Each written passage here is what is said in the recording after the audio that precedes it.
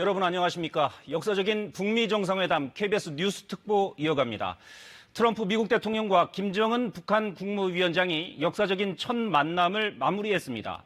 양 정상은 공동 합의문을 통해 새로운 북미 관계 수립을 약속했습니다. 조금 전에 트럼프 미국 대통령이 싱가포르 현지에서 1시간 넘게 기자회견을 열어서 회담 성과를 설명했는데요. 구체적인 북미 정상 합의문 내용 짚어보겠습니다. 백이찬 통일코리아 대표, 김용현 동국대 북한학과 교수, 이효영 KBS 기자 나와 있습니다. 세 분 어서 오십시오. 네, 안녕하세요. 네. 먼저 이 질문을 드리지 않을 수가 없습니다. 가장 궁금했던 부분이 역시 합의문에 특히 비핵화 부분에 CVID가 들어가느냐 여부였습니다. 근데 들어가지는 않았죠? 어떻게 보십니까? 그렇습니다. CVID는 명확하게 지금 이번에 포함되지 않았습니다. 네. 그러면서도 CVID가 시간이 지금 별로 많지 않아서 그 문제를 자세하게, 진지하게 논의하기에는 좀 더 앞으로 시간이 걸릴 것이다. 이런 입장을 트럼프 대통령이 내놨고요. 네. 그다음에 완전한 비핵화라고 하는 표현들을 그동안 써왔고 또 오늘 공동성명에 나와 있습니다만 거기에 CVID에 해당되는 부분들이 사실상 명시되어 있는 것이다. 네. 그러니까 트럼프 대통령이 그렇게 얘기했죠. 그렇습니다. CVID라고 하는 것은 구체적으로 정확하지 않지만 그러나 완전한 비핵화라고 하는 부분을 명시했기 때문에 그것이 곧 CVID에 대한 그 가름 아니냐 이렇게 지금 트럼프 대통령은 좀 설명을 하고 있습니다. 네. 다만 이제 이 문제는 여전히 논란이 앞으로 될 겁니다만 그러나 트럼프 대통령이 이야기하는 것은 한 번의 만남에서 모든 것들을 다 성과를 거둔다는 것은 쉽지 않고 특히 CVID 문제와 관련된 부분은 북미 간에 아직은 좀 더 접점을 찾아야 될 요소들이 있다. 이것을 트럼프 대통령이 보여주면서 네. 앞으로 이 문제를 중심으로 해서 폼페이오 김영철 라인이 보다 적극적으로 역할을 하면서 문제를 점진적으로 풀어간다. 이렇게 좀 정리를 하고 있는 것 같습니다. 네. 합의문 내용에는 이렇게 되어 있습니다. 북한은 한반도의 완전한 비핵화를 위해 노력할 것을 약속한다 이렇게 되어 있습니다. 네. 배 대표님, 트럼프 대통령이 보기에 CVID와 여기 그 합의문에 들어가 있는 완전한 비핵화가 같은 것이다 이렇게 판단하고 있는 건 아닐까요? 네, 그렇죠. 아까 우리 김 교수님도 이야기를 하셨지만 이번에 정상회담이 처음이자 마지막 합의라면은 정상회담이라면은 이번에 정상회담의 합의문 안에 모든 것을 다 넣어야 될 겁니다. 아까 네. 이야기하신 것처럼 CVID부터 시작해서 구체적인 비핵화에 대한 시간표까지 다 넣어야 될 것이지만 이번에 정상회담은 북미 양 정상 간의 신뢰를 구축하고 그리고 비핵화에 대한 진정한 의지 그리고 진정성을 확인하는 이런 자리였고요. 또 한편 북한이 봤을 때는 체제 보장에 대한 미국에서의 그 의지 이것을 확인한 자리였기 때문에 저는 1단계 합의로서는 큰 문을 열었고요. 이제 두 번째 단계, 세 번째 단계로 이렇게 회담이 진행될수록 여기에 대한 구체적인 합의들이 나오지 않을까 이렇게 생각을 합니다. 네. 예. 자, 이 기자. 네. 그 우리 KBS 취재 기자들이 싱가포르 현지에서 실무 협상을 네. 계속 취재해 오지 않았습니까? 네.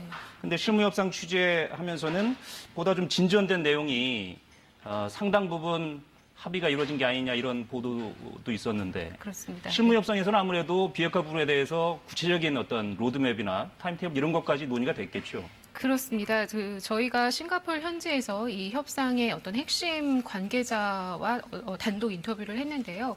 그 내용에 비춰보면 사실 오늘 완전한 비핵화라고 하는 그 표현이 조금 기대는 못 미친 게 아닌가 하는 생각이 드는 건 사실입니다. 네. 그러니까 어떤 얘기가 오갔나 보면 판문점 선언에도 이 완전한 비핵화라는 내용은 들어가 있거든요. 근데 이거보단 조금 더 진전된 내용을 담는 것을 목표로 한다. 네. CVID라고 하는 것을 명시하는 것을 목표로 한다 이런 얘기를 했었고요. 또 조금 더 나아가서 물론 아직까지 양측이 접점을 찾아야 되는 부분은 있지만 어떤 검증도 중요하지만 실제로는 비핵화 타임테이블에 가장 큰 목표를 두고 있다.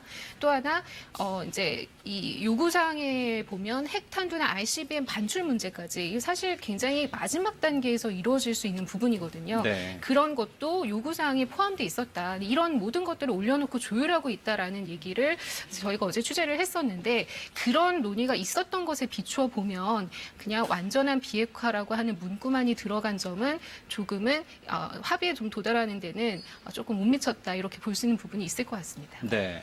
아마 합의에 못 미쳤다라는 표현보다는 제가 볼 때는 그 CVID 문제를 좀 더 북미가 차분하게 또 진지하게 논의할 수 있는 그런 좀 무리 있는 시간들이 좀 필요한 부분이 아닌가. 네. 또 완전한 비핵화라고 하는 북한의 비핵화 의지가 실제 실현되는 이 과정들은 북한이 지금 이제 그 ICBM 미사일 실험장도 이제 폐쇄하는 이런 절차도 보여주겠다. 이런 이야기도 지금 트럼프 대통령이 했지 않습니까? 네. 이런 일련의 과정들 속에서 지금 CBID와 관련된 부분들은 보다 점진적으로 그러나 최대한 빨리 그런 문제들을 좀 마무리 짓는 뭐 그런 방향을 좀 잡은 것이다.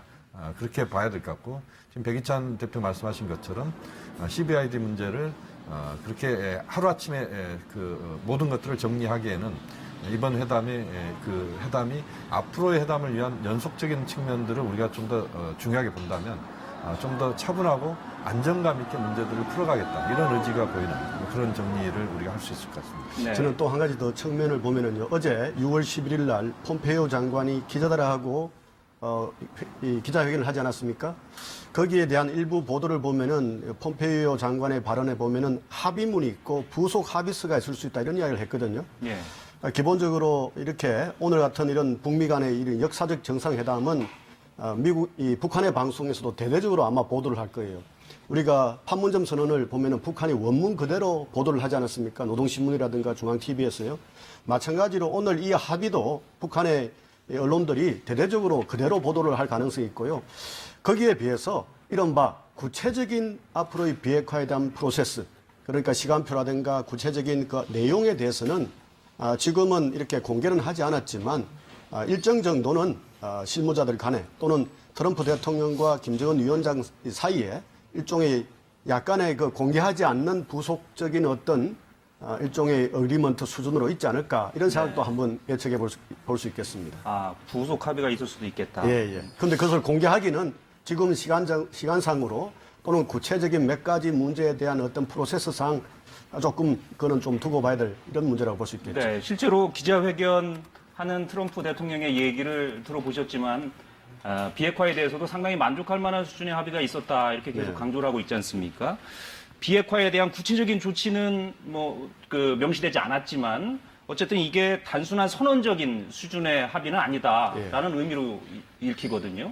그러니까 지금 이 상황은 그러니까 CBID라고 하는 명확한 목표를 정리를 안 한 것에 대한 부분에 대해서 문제제기는 있을 수 있지만 그러나 지난번 판문점 선언에서 이야기했던 완전한 비핵화보다는 상당히 진전된 부분에서의 비핵화의 그런 북미 간의 논의가 있었다. 썬킴 그다음에 최선희 라인 그리고 폼페이오 김영철 라인 이 정도 수준에서는 매우 진지하고 좀 더 상당 부분 진전된 그런 부분에서의 CBID와 관련된 내용들이 정리가 됐을 것이다. 다만 북한 입장에서는 CBID라고 하는 부분들을 지금 받아들이기에는 비핵화와 관련된 부분에서 북한에 대한 미국의 체제 안전 보장이나 그런 평화협정 관련된 평화체제 문제나 북한에 대한 경제 지원 문제랄지 네. 이런 것들은 지금 하나도 안 된 상태이거든요. 네. 그렇기 때문에 그런 것과 지금 맞춰가면서 북한도 CBID에 관련된 부분들에서 미국의 입장을 상당 부분 이제 수용하는 단계적으로 수용하는 이런 과정으로 우리가 이해한다면 지금 이번에 CBID가 명확하게 정리 안 됐다고 해서 이것이 곧 이번 정상회담에서의 그런 성과가 격화되거나 이런 정도는 아니다. 그래서 좀 더 우리가 이 문제를 연속선상에서 좀 볼 필요가 있다. 이렇게 네. 또 볼 수 있겠습니다. 네. 트럼프 대통령의 기자회견 내용, 합의 내용에 대해서 청와대에서 잠시 뒤에 입장 발표가 있다고 합니다. 입장 발표가 있으면 바로 연결해서 들어보도록 하겠습니다. 핵폐기의 경우에는 역시 검증의 절차들이 좀 남아 있겠죠. 네. 핵폐기를 위해서는 아까 트럼프 대통령께서 기자회견을 할 때도 그렇게 이야기했지만 상당히 긴 시간이 소요될 수가 있고 그리고 과학적인 문제, 물리적인 문제, 기술적인 문제 이런 것들이 있다고 이야기를 하지 않았습니까? 네. 그러면서 이제 사례를 들었던 것이 MIT 교수의 이야기까지 나왔는데요. 그런 면에서 보면은 이 검증의 문제까지 들어갔을 경우에는 매우 복잡한 기술적인 문제까지 언급이 돼야 되기 때문에 그런 면에서 보면은 좀 더 시간을 두고 좀 더 자세한 그런 시간표와 프로세스를 짤 필요가 있겠다.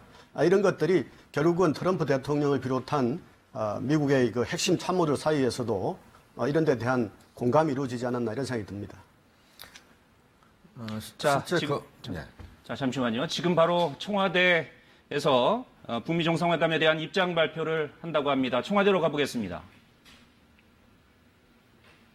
대통령과 통화를 하면서 조심스레 회담의 성공을 예상한 낡고 익숙한 현실에 안주하지 않고 과감하게 새로운 변화를 선택해준 트럼프 대통령과 김정은 위원장 두 지도자의 용기와 결단에 높은 찬사를 보냅니다. 6월 12일 센토사 합의는 지구상의 마지막 냉전을 해체한 세계사적 사건으로 기록될 것입니다. 미국과 남북한이 함께 거둔 위대한 승리이고 평화를 염원하는 세계인들의 진보입니다. 누구도 해내지 못한 위협을 마침내 이뤄낸 트럼프 대통령에게 다시 한번 경의를 표합니다. 김정은 위원장도 세계를 향해 과감하게 첫 발을 내디딘 역사적인 순간의 주역으로 기억될 것입니다.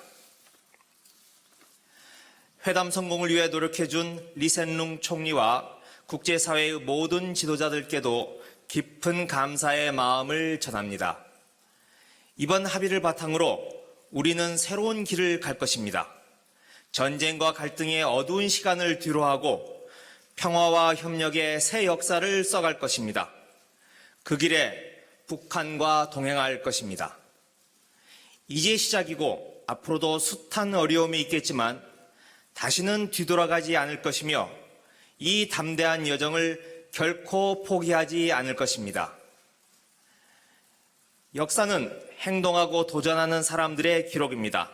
우리 정부는 이번 합의가 온전히 이행되도록 미국과 북한 그리고 국제사회와 아낌없이 협력할 것입니다. 한반도에 항구적인 평화가 정착되고 공존과 번영의 새 시대가 열릴 수 있도록 대한민국의 대통령으로서 혼신의 노력을 다할 것을 약속드립니다. 네, 이상입니다.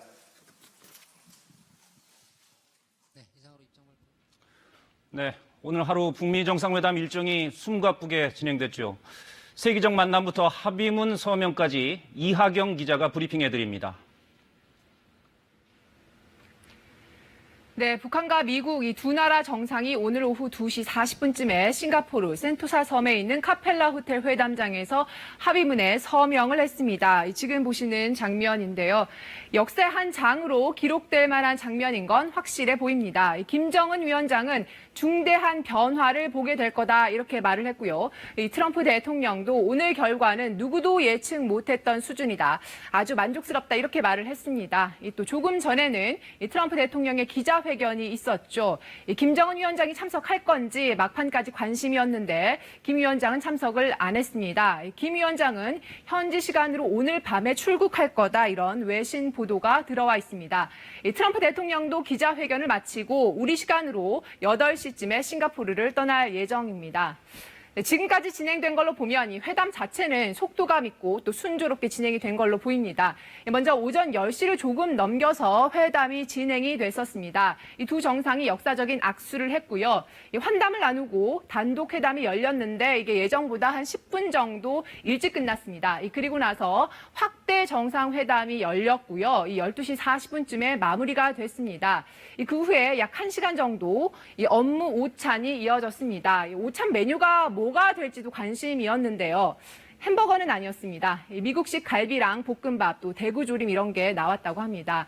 이 두 정상의 입맛을 두루 고려한 걸로 보입니다. 이 오찬장이 잠깐 공개가 됐었는데 김여정 부부장이 확대 회담에는 안 나왔었거든요. 그런데 여기서부터는 모습을 보였습니다. 오찬 후에는 두 정상이 짧은 산책을 하기도 했습니다. 지금 보고 계시죠? 트럼프 대통령은 이 자리에서 언론을 향해서 많은 진전을 이뤘다. 곧 서명을 할 거다 이렇게 말을 해서 이 두 정상 간의 합의가 이루어졌다는 걸 알렸습니다. 마지막으로 오늘 합의문 내용을 짧게 정리를 좀 해드리면은요. 먼저 두 정상은 북미 관계 정상화와 평화 체제 구축, 또 비핵화 그리고 유해 송환 부분에서 이 포괄적인 합의를 이뤘다 이렇게 밝혔습니다. 이번 회담을 앞두고 참 많이 들어보셨을 CVID, 그러니까 완전하고 검증 가능하고 되돌릴 수 없는 비핵화라는 표현은 합의문에서 빠졌습니다. 이 기자회견에서 이게 왜 빠졌냐 질문이 당연히 나왔습니다. 트럼프 대통령은 열띤 토론을 했지만 시간이 부족했다. 하지만 이 비핵화 과정은 이미 시작됐다. 이렇게 답을 했습니다. 브리핑룸이었습니다. 싱가포르는 지금도 북미 정상회담의 열기에 휩싸여 있다고 하죠. 현지에 KBS 스튜디오가 차려져 있습니다. 싱가포르 현지 앵커 불러보겠습니다. 임장원 앵커 나오십시오. 네, 여기는 다시 싱가포르입니다. 이곳 싱가포르의 날씨만큼이나 뜨겁고 또 숨가쁜 하루가 서서히 지나가고 있습니다. 이제 두 정상의 공동 성명 그리고 그에 대한 다각적인 분석이 나오면서 이번 회담과 두 정상의 합의를 국제사회가 어떻게 바라보고 있느냐에 대한 관심도 커지고 있습니다. 자, 전 세계 취재진들이 모여있는 국제 미디어 센터로 가보겠습니다.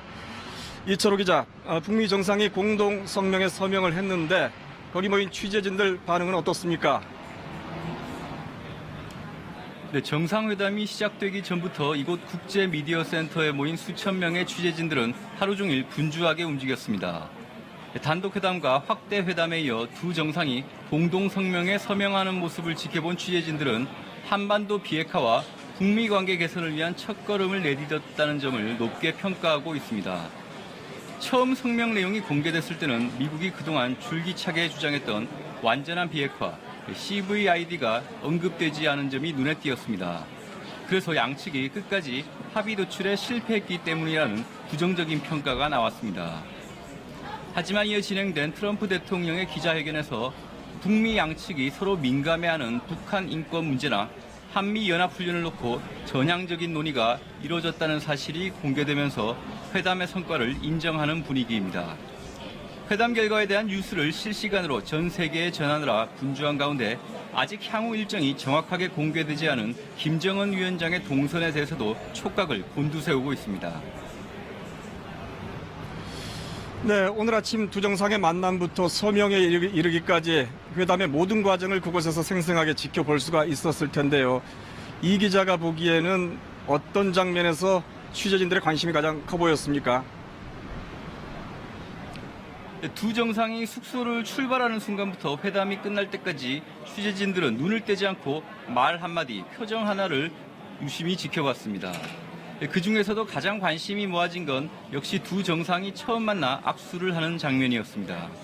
이 장면이 생중계될 때는 책상 위에 올라가 사진을 찍거나 박수를 치며 탄성을 터뜨리는 사람들도 있었습니다. 한식과 서양식이 섞인 오찬 메뉴가 공개됐을 땐 낯선 음식의 정체가 뭔지 서로 물어보기도 했습니다. 두 정상이 오찬 뒤 호텔을 산책하는 모습과 특히 트럼프 대통령이 자신의 차를 김정은 위원장에게 소개하는 모습에서 웃음을 터뜨리는 사람들도 있었습니다. 지금까지 싱가포르 국제 미디어 센터에서 전해드렸습니다. 네, 당초 공동서명식을 마치자마자 싱가포르를 떠날 것으로 예상이 됐던 김정은 국무위원장이 다시 숙소로 돌아왔습니다. 자, 김정은 국무위원장의 숙소인 세인트 레지스 호텔에 김경진 기자가 나가 있습니다. 김 기자, 김정은 위원장이 그곳에 도착한 지 지금 몇 시간이 지났는데 아직도 거기 머물고 있는 거죠?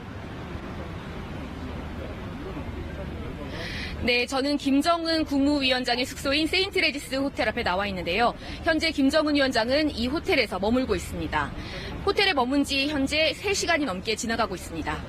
저희 KBS 취재진이 호텔 엘리베이터로 향하는 김정은 위원장을 목격했는데요. 당시 김정은 위원장은 상당히 긴장된 표정이었고 김여정 부부장이나 김영철 부위원장 같은 수행원단보다 훨씬 앞서서 빠르게 걸어갔다고 합니다. 당초 김정은 위원장은 오늘 오후 3시 북미 정상회담이 끝나면 곧바로 싱가포르에서 북한으로 떠날 것으로 알려졌었는데요. 예상과 달리 이곳 숙소로 돌아왔습니다. 김정은 위원장은 현재 숙소 안에 머물면서 휴식을 취하는 것으로 보이고요. 트럼프 미국 대통령의 기자회견을 TV로 시청했을 가능성도 있습니다. 김정은 국무위원장이 돌아오면서 호텔 주변의 경비는 삼엄해졌습니다. 이 숙박객이 아닌 사람은 호텔 밖으로 내보내고 있는데요. 저희 KBS 취재진도 숙박객인지를 확인한 뒤 아닌 사람은 모두 내보냈습니다. 이 휴대폰이나 카메라 촬영도 제한하는 분위기고요. 호텔 밖에 일부 도로를 폐쇄했고 출입 검문도 강화하고 있습니다. 김 위원장이 오늘 안에 싱가포르를 떠날지 아니면 하루 더 머무를지 이거 어떻게 봐야 할까요? 네, 김정은 위원장의 전용기를 포함해서 중국 항공기 2대가 현재 중국에서 싱가포르로 오고 있습니다. 항공기는 이곳 현지 시간으로 오후 6시, 그리고 한국 시각으로는 오후 7시죠. 잠시 뒤 도착할 것으로 알려졌습니다. 이 항공기의 경우에는 급유와 정비 같은 추가적인 조치가 필요합니다만 이 항공기로 오늘 안에 김정은 위원장이 바로 북한으로 돌아가는 것도 가능한 상황입니다. 이 오늘 돌아갈 경우 출발 시간은 밤 9시에서 자정 사이가 될 것으로 보입니다. 하지만 김정은 위원장이 이곳 숙소에 하루 더 머물 가능성도 완전히 배제할 수는 없습니다. 지금까지 김정은 국무위원장 숙소인 세인트레지스 호텔에서 KBS 뉴스 김경진입니다. 자, 이번에는 정상회담장이 자리 잡고 있는 센토사 섬으로 가보겠습니다. 정섭의 기자, 조금 전에 그곳에서 트럼프 대통령의 기자회견이 있었는데 트럼프 대통령 지금 현장을 떠났습니까? 네, 제 뒤로 보이는 정상회담장인 카펠라 호텔에서 한국 시간으로 오후 5시 15분에 트럼프 대통령의 기자회견이 시작됐습니다. 기자회견은 당초 30분 정도로 예상됐지만 이 기자들의 질문이 이어지면서 예상을 훨씬 넘는 1시간여 만에 끝났는데요. 앞서 트럼프 대통령과 김정은 위원장은 회담장인 카펠라 호텔에서 오늘 오전 회담을 하고 오찬을 가진 다음 오후 들어 공동 성명문에 서명을 했습니다. 그 직후 김정은 위원장은 이곳 센토사 섬을 떠나 숙소인 세인트 레지스 호텔로 향했는데요. 하지만 트럼프 대통령만은 남아서 기자회견 준비를 했습니다. 그러나 트럼프 대통령도 이제 모든 일정을 마친 즉시 센토사 섬을 약 30분 전에 떠났는데요. 트럼프 대통령은 김정은 위원장과는 달리 숙소인 샹그릴라 호텔이 아닌 파야레바 공군기지로 곧바로 향할 것으로 보입니다. 아직 트럼프 대통령이 정확히 언제 싱가포르를 출발할지 확정되진 않았는데요. 다만 예정대로라면 트럼프 대통령은 한국 시간으로 오늘 밤 8시쯤 이곳 싱가포르를 출발해 괌으로 향할 것으로 보입니다. 지금까지 싱가포르 센토사 섬에서 KBS 뉴스 정세배입니다. 네, 두 정상이 도착하기부터 오늘 공동 성명을 내놓기까지 지난 사흘간 싱가포르는 북미 정상회담 도시였습니다. 이곳 싱가포르 시민들 그리고 각국 취재진들은 두 정상의 합의가 이제 실천으로, 진정성 있는 실천으로 이어지기를 기대하고 있습니다. 지금까지 싱가포르에서 전해드렸습니다.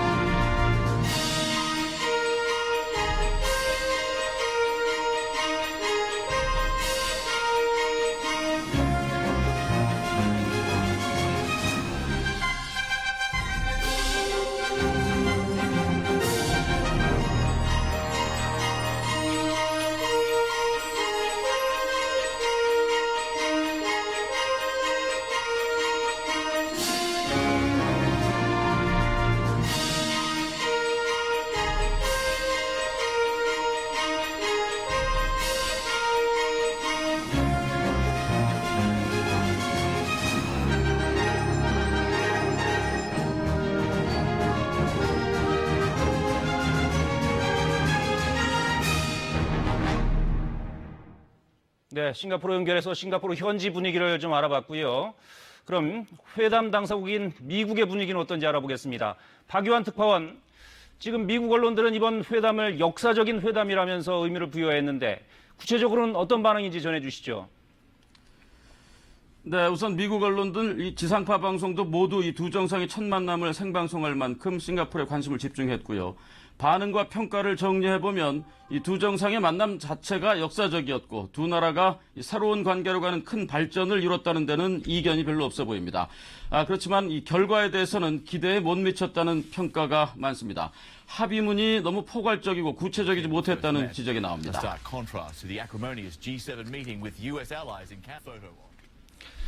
네, 미국 내 전문가들이나 여론의 분위기는 어떤가요? 네, 아직 이 미국 언론들이 아직 깊은 분석 기사들을 내놓고 있지는 못합니다만 지금까지 나온 걸 좀 보면은요.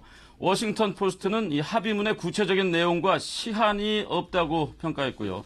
이 외교 전문지 더 힐은 미국이 CVID를 줄기차게 요구해 왔는데 이번 합의문에는 검증 가능한이라는 단어와 돌이킬 수 없는이라는 말이 등장하지 않았다고 지적했습니다. 뉴욕타임스는 선언문의 세부적인 내용이 적었고 다음 단계나 절차를 규정한 다른 서류에 혹시 두 정상이 서명했는지는 아직 불분명하다고 보도를 했습니다.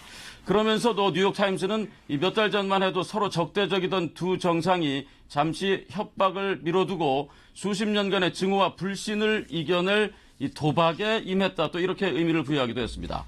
인터넷 매체 폭스는 이 평화조약이나 비핵화를 위한 종합적인 협상과는 거리가 좀 있었지만 그래도 발전이 이루어졌고 세계는 역사가 만들어지는 순간을 목격했다고 평가했습니다.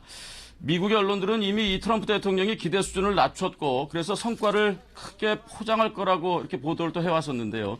일단 합의문에 CVID가 명시되지 않은 데 대해서 우려를 제기하는 상황으로 볼 수 있겠습니다. 네, 회담 분위기에 대해서도 전하고 있습니까?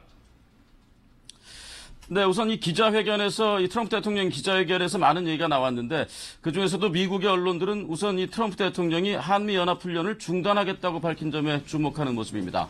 CNN은 특히 트럼프 대통령이 얻은 것에 비해서 너무 큰 양보를 한 게 아니냐는 반응을 보였고요. 또 트럼프 대통령에게 비판적인 언론들 사이에서는 이 트럼프 대통령이 김정은 위원장을 대하는 태도를 꼬집는 기사들도 나옵니다. 이 폴리티코는 트럼프 대통령이 카메라 앞에서 북한 독재 정권의 지도자를 친구처럼 대했다라고 꼬집기도 했고요. 미국의 언론들이 좀 더 깊이 있는 분석을 내놓을 텐데요. 잠시 후에 다시 전해드리겠습니다. 워싱턴이었습니다. 네, 이번엔 중국 베이징으로 가보겠습니다. 강민수 특파원, 그 어느 나라보다 이번 회담 결과에 관심이 많은 나라가 중국일 것 같은데 반응이 어떻습니까?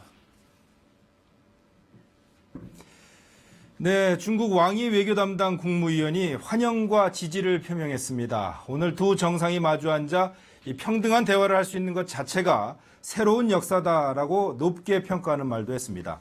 이 베이징에서 아세안 사무총장을 만난 자리에서 밝힌 내용인데요. 이 왕이 국무위원은 특히 북미 정상이 평등한 대화를 할 수 있는 것은 중국이 기대하고 노력하는 목표라면서 양국 정상이 신뢰를 구축해서 중요한 발걸음을 내딛길 희망한다라고 말했습니다. 왕이 위원은 북미 간 평등하고 대등한 관계를 여러 차례 강조했고요. 중국은 이런 프로세스를 실현하기 위해서 지난 20년 동안 노력해오고 있다는 점을 강조하기도 했습니다.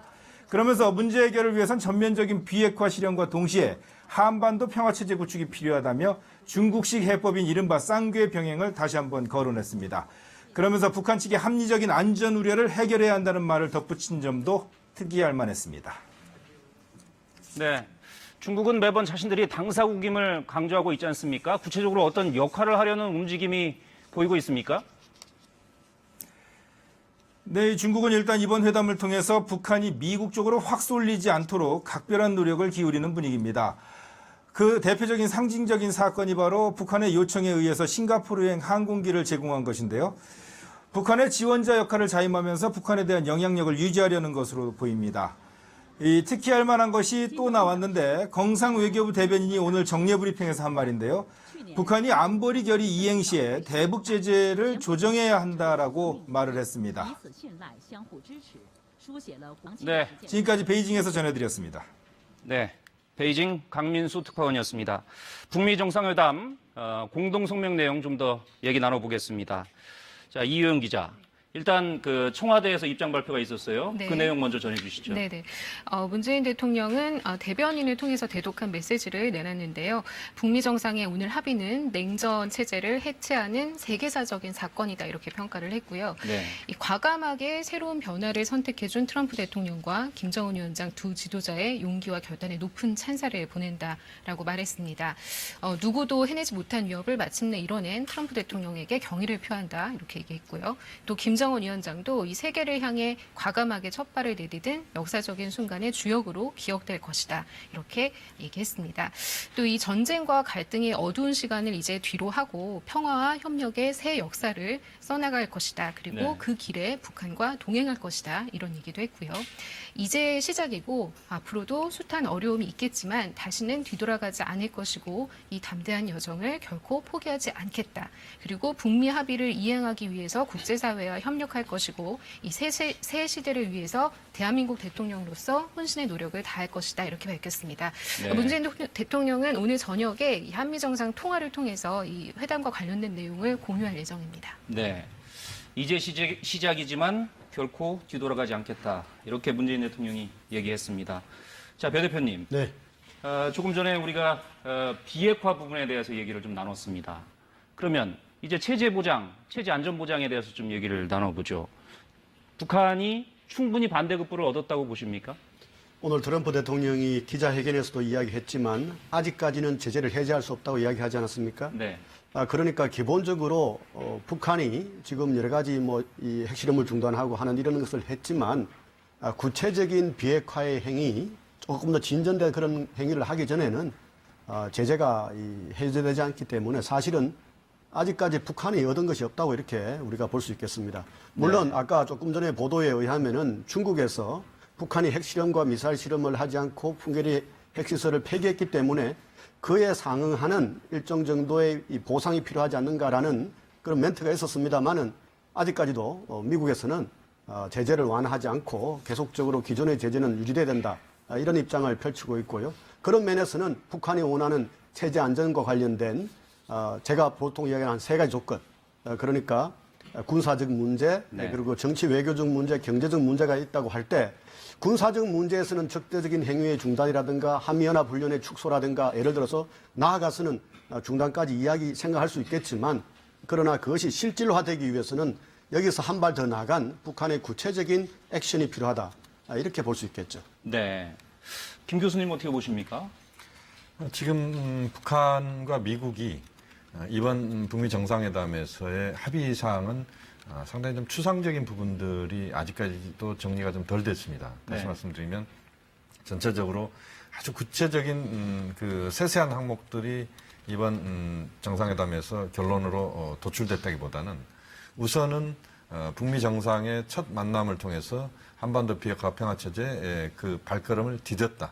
그리고 그 과정에서 실질적인 어떤 성과들을 거두는 것은 다음 단계 또는 그 다음 단계 이 과정으로 연속성을 갖고 가겠다. 이런 네. 부분이 북미 정상이 합의한 내용이다 이렇게 봐야 될 것 같습니다. 네. 그러니까 체제 안전 보장과 관련된 부분에서도 물론 몇 가지 이야기가 나왔습니다. 지금 이제 한미 군사훈련과 관련된 부분에서도 물론 지금 명확하게 트럼프 대통령의 입장이 다시 한번 확인이 돼야 됩니다만 한미 군사훈련을 적절하게 중단시킨다 할지 이런 이야기들도 나왔고 네. 또 전체적으로 이제 북한에 대해서 앞으로 북한이 이 비핵화 평화체제로 나아갈 때 북한의 경제와 관련된 부분에서도 미래가 굉장히 밝을 것이다. 이런 이야기들도 했습니다. 또 동영상에서도 그런 내용들을 담았다고 트럼프 대통령도 이야기를 했는데 그렇지만 이제 아주 구체적인 것들은 이야기가 정리가 아직은 덜 됐다.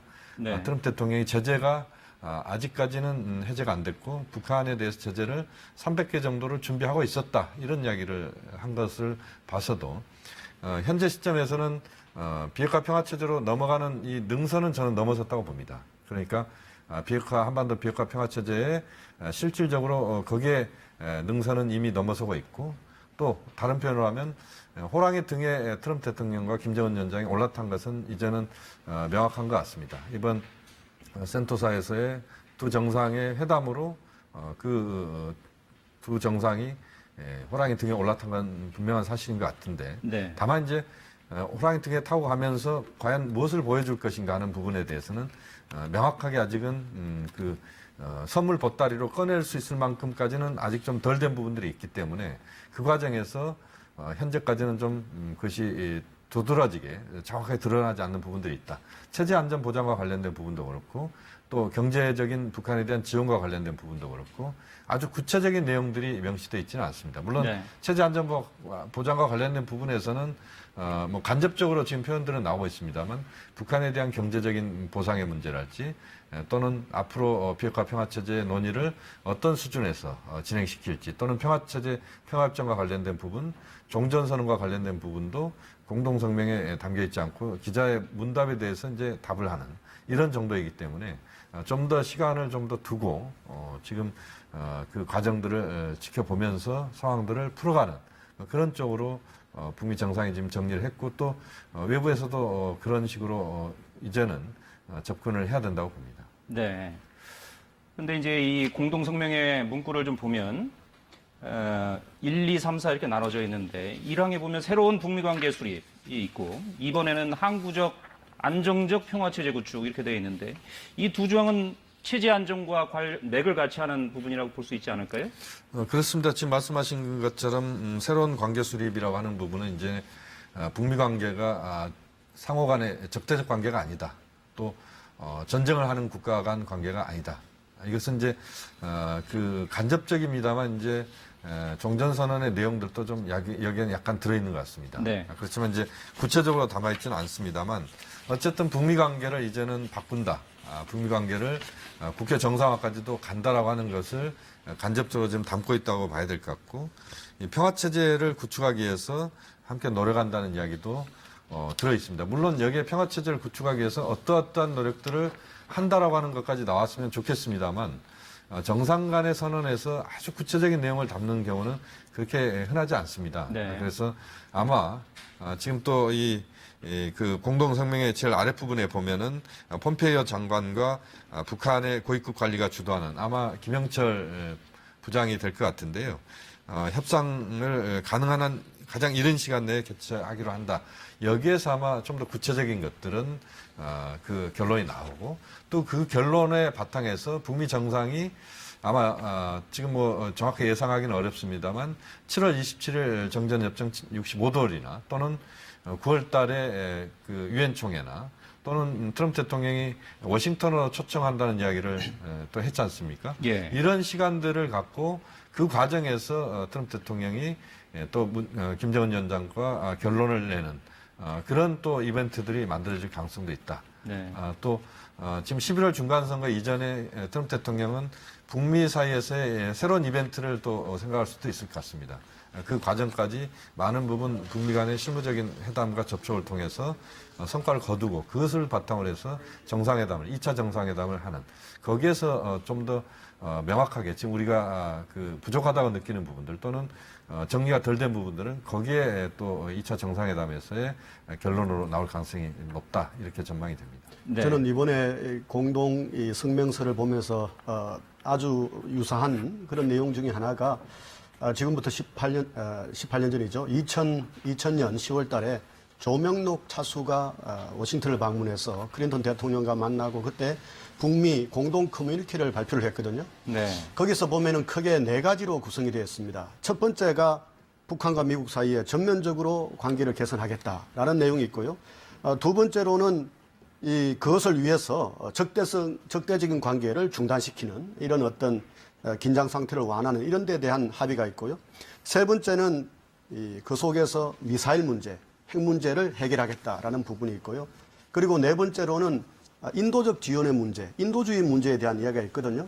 그래서 전체적으로 보면은 북한이 다른 나라와 합의문을 만드는 또는 공동의 성명을 발표하는 내용들을 보면은 이전에 있었던 성명에서 완전히 다른 그런 어떤 성명서라든가 합의문을 만들지 않죠. 예를 들어서 이번에 판문점 선언을 보더라도 기존에 있었던 합의에 기초해서 거기서 한 발 더 나가는 이런 상황이기 때문에 지금 오늘 발표된 이런 북한과 미국의 일종의 공동 성명서도 기존에 있었던 수많은 이 북미 간의 축적 위에서 현재 이런 북한이 핵을 보유하고 그리고 그 속에서 핵과 미사일의 실험을 중단시키는 이런 상태에 맞는 합의문을 만들었다고 보고요. 그런데 하나의 차이점이라면은 이때만 하더라도 북한이 핵과 미사일을 본격적으로 개발하기 전이라면은 네. 지금은 그것을 완성을 선언한 상태이기 때문에 지금 28년 전과 비교하면은 훨씬 더 좀 복잡하고 어려운 이런 과정이 남아있다고 볼 수 있겠죠. 네. 어쨌든 북미 양 정상이 처음 만난 거기 때문에 당시와 비교하면은 아무래도 이후에 구체적인 어떤 조치들이 나오고 그것이 실행되는 것에 대해서는 좀 더 보장이 돼 있다라고 생각할 수 있지 않겠습니까? 그렇습니다. 사실은 북한과 미국이 공식적인 정부 간의 회담을 해온 것이 30년이 됐거든요. 1988년에 베이징에서 참사관급의 회의를 시작을 했습니다. 네. 딱 30년 전이죠. 그리고 그 이후로는 차관보급에서 이 또 회담이 이루어졌고요. 그 다음으로는 장관급으로 이루어지다가 드디어 이제 정상급의 회담이 오늘 처음으로 이루어졌거든요. 그런 면에서 보면은 이제 북한과 미국의 관계가 정점에 도달했고 이 정점에 도달한 상태에서 북한과 미국과의 관계를 결정적으로 풀 수 있는 하나의 획을 끊는 아까 우리 김 교수님 말씀대로 하면은 이 능선을 넘는 네. 이런 의미가 있다고 역사적으로 볼 수 있겠습니다. 네. 평화체제 구축을 위해서 노력한다. 이렇게 공동성명에 되어 있습니다. 평화체제 구축을 위해서는 어떤 후속 조치들이 뒤따를 수 있을까요? 평화체제 구축과 관련된 부분에서는 세 가지가 후속 조치로 반드시 따라야 되는 부분입니다. 하나는 북미 관계 정상화와 관련된 부분입니다. 그러니까 미국이 비핵화를 요구하는 것에 똑같이 북한도 평화체제 또는 체제 보장을 요구하는 것이죠. 그런 차원에서 보면은 평화체제의 그 핵심적인 내용들은 우선은 북미 관계 정상화고 그 과정에서 북미 국교 수립입니다. 아마 그 멀지 않아서 북미 간의 상호 연락사무소랄지 또는 대표부가 우선 설치될 가능성이 있다고 봅니다. 그러니까 워싱턴과 평양에 인공기와 그 성조기가 나붙기는 그런 날이 그렇게 멀지 않았다 이렇게 봐야 될 것 같고요. 또 하나는 이제 그 체제 안전보장과 관련된 부분, 평화 체제와 관련된 부분에서 또 하나의 측면은 역시 지금 현재로서는 종전선언과 관련된 부분이 부각될 수밖에 없다고 봅니다. 네. 지금 종전선언이 트럼프 대통령의 기자회견에서는 일부 언급이 됐습니다만 공동성명에 포함되어 있지는 않습니다. 그것은 좀 더 이제 CVID 문제와 종전선언 이 문제를 지금 바로 담기에는 부담이 좀 있기 때문에 좀 미뤘다 이렇게 봐야 될 것 같은데요.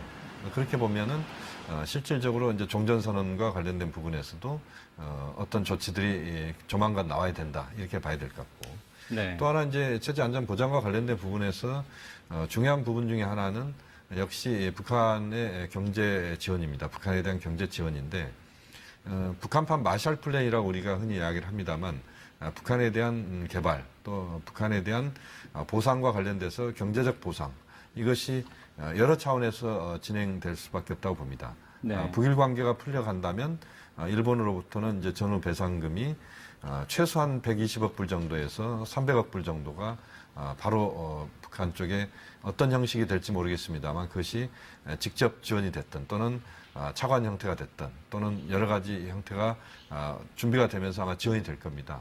또 여타 그 경제 지원이 이루어져야 되고 그 전에 북한에 대한 제재가 우선 당장 또 풀려야 되는 부분들이 있습니다. 네. 이런 것들이 함께 진행되는 것이라고 봐야 될 것 같습니다. 그러니까 비핵화 문제가 진행되는 과정은 또 북한에 대한 체제 안전 보장이 진행되는 것과 거의 어떻게 보면 동시 행동에 따라서 움직일 수밖에 없을 것이다. 네. 그렇게 보면 앞으로의 그 과제는 우리가 상당히 빠른 속도로 진행되는 부분들도 있습니다만 그러나 굉장히 그 북미 간에 밀고 당기는 삿바 싸움은 또 다른 차원에서 여러 측면에서 있을 수밖에 없다.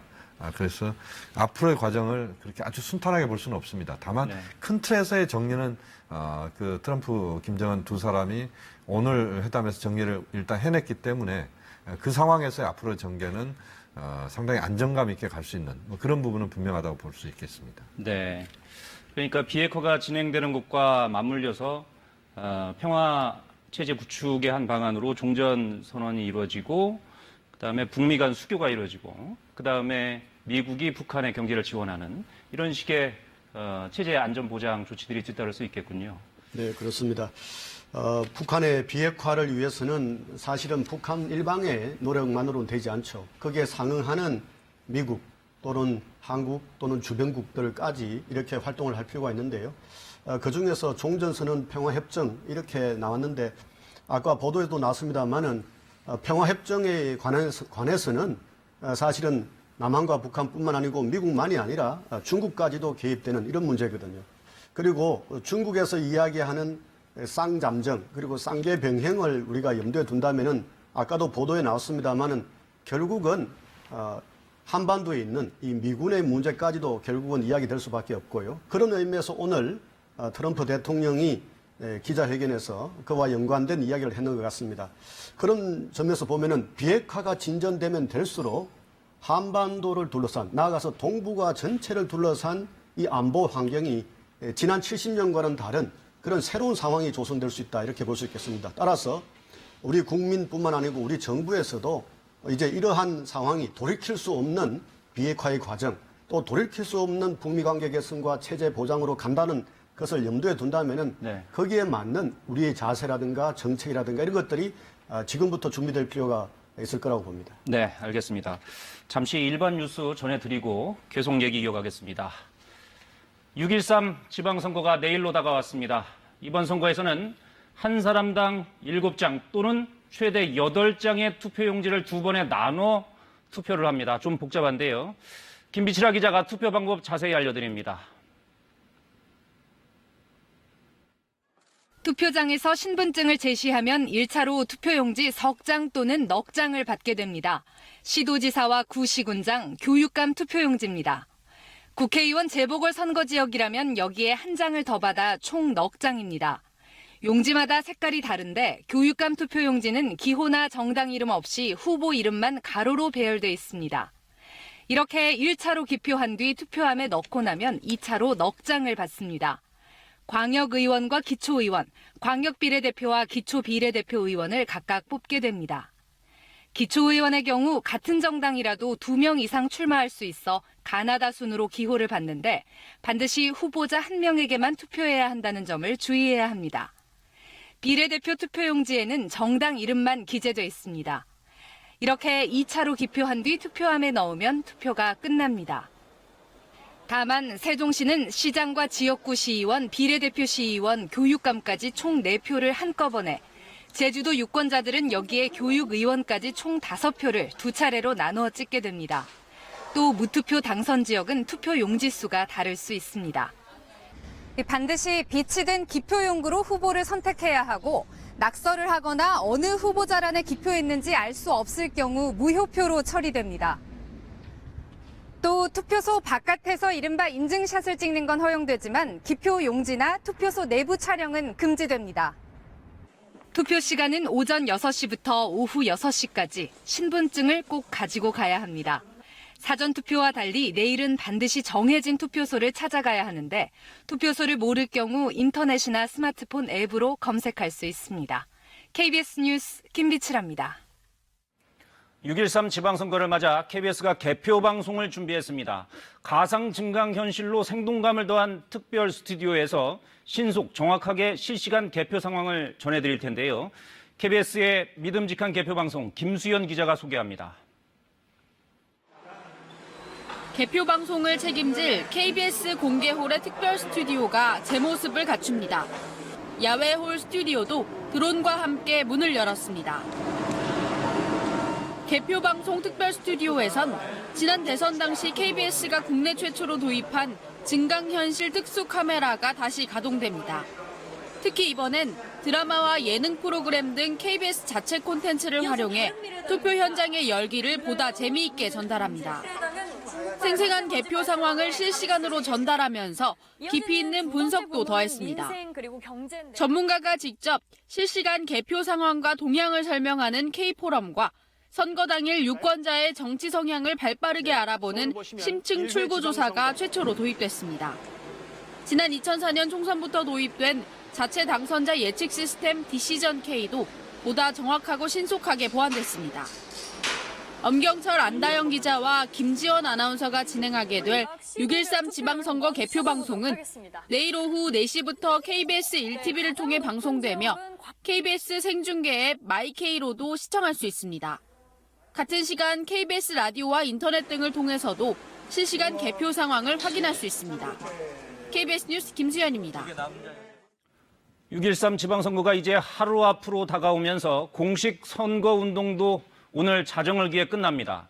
여론의 이목이 북미 정상회담에 쏠려 있지만 각 정당 지도부는 마지막까지 표심 확보를 위해 총력을 기울이고 있습니다. 유호윤 기자가 보도합니다. 더불어민주당은 부산과 울산, 대구를 돌며 마지막까지 영남권 표심 확보에 총력을 기울였습니다. 여론의 관심이 집중된 북미 정상회담과 한반도 평화를 전면에 내세워 집권 여당에 대한 지지를 호소했습니다. 꺼져가는 평화의 불씨를 살려낸 문재인 정부에 힘을 실어주는 것이 여러분의 선택으로 하실 일 아니겠습니까? 자유한국당은 뚜껑을 열어봐야 민심을 알 수 있다며 섣부른 판세 예측을 경계했습니다. 지방선거까지 여당의 통째로 넘어가면 일당 독재 국가가 된다며 견제의 중요성을 강조하면서 한국당 지지를 호소했습니다. 진짜 바닥 민심은 우리 자유한국당에 있고 국민들께서 문재인 정권을 독주를 막을 그런 힘을 주실 것으로 기대합니다. 영남과 호남으로 나눠 막판 총력전에 나선 바른미래당은 정부 여당을 심판할 정당은 한국당이 아니라 바른미래당이라고 강조했습니다.